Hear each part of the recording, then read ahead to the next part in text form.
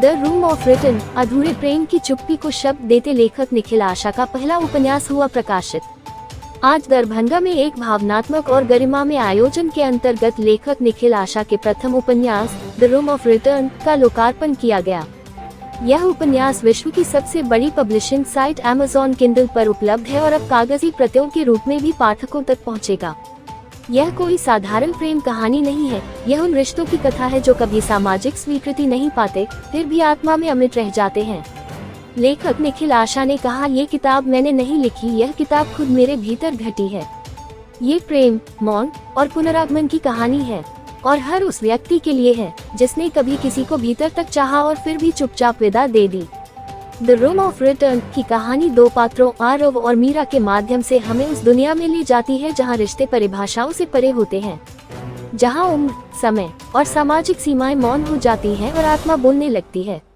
इस उपन्यास की विशेषता इसकी संवेदनशीलता है। इसमें प्रेम है, पश्चाताप है, प्रतीक्षा है और सबसे ज्यादा मौन है। लेखक के अनुसार यह उपन्यास महादेव की शांति और तपस्या से प्रेरित है, जहां प्रेम समर्पण है, अधिकार नहीं। निखिल आशा एक शिक्षक, साहित्य प्रेमी और साधक हैं। उनकी लेखनी में जीवन के अनुभवों की गहराई और शिव दर्शन की मौन झलक मिलती है। यह उनकी पहली प्रकाशित रचना है, लेकिन इसमें वो परिपक्वता है जो वर्षों की साधना के बाद आती है। बुक लॉन्च इवेंट रखा गया है, इसमें हमने दरभंगा जिला के तमाम पत्रकारों को बुलाया है और उनके माध्यम से हम दरभंगा सहित देश के सभी लोगों को यह संदेश देना चाहते हैं कि एक बहुत ही अनछुए विषय पर, जिस विषय पर में बहुत ज़्यादा नहीं लिखा जा रहा है आज के समय में। ऐसा नहीं है कि नहीं लिखा गया है, पहले बहुत सारी चीज़ें इस विषय पर में लिखी गई हैं, लेकिन जो जटिल संबंध, जो रिलेशनशिप और प्रेम के जो अनछुए पहलू हैं, उन पहलुओं को अपने में समेटे हुए एक किताब को मैंने लिखा है जो कि अंग्रेज़ी में है।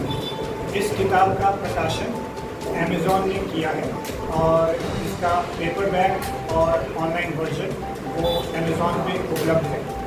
इस किताब के माध्यम से मैंने जो जटिलताएं हैं रिश्तों के बीच की, उन जटिलताओं को पाठकों को समझाने का प्रयास किया है। साथ ही मैंने यह संदेश देने का प्रयास किया है कि मौन में भी आपकी जीत है और अगर आप चाहें तो आप प्रतीक्षा करके अपने उस मुकाम को प्राप्त कर सकते हैं जिसे आप प्राप्त करना चाहते हैं। किताब में मैंने हमारे समाज के अंदर के जो अंतर्विरोध है, ठीक है, जो एक विकासशील समाज होने के नाते हमारे अंदर की जो कमियां हैं, उन कमियों को उजागर करने का प्रयास किया है और ये एक तरीके से विद्रोह है प्रेमी मन का, जिसको मैंने इस किताब के अंदर समाहित करने का प्रयास किया है।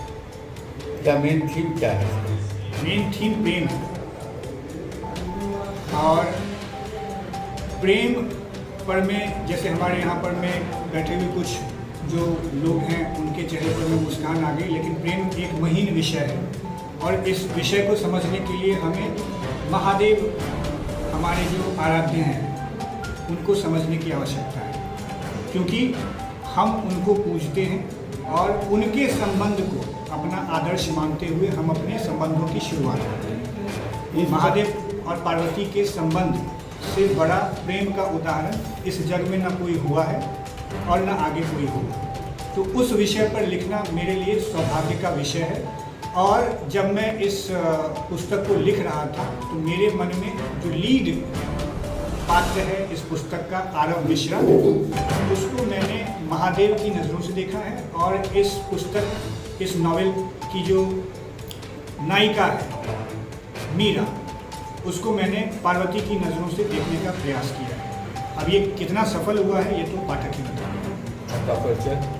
मेरा नाम निखिल आशा है और मैं नुगारे एकेडमी का संस्थापक हूँ, फाउंडर मेंबर हूँ और इसके अलावा मैंने कई वर्षों तक मीडिया के क्षेत्र में भी योगदान दिया है। और अगर आप मुझसे पूछें कि आपका परिचय क्या है तो मैं अपने आप को एक विद्यार्थी मानता हूँ।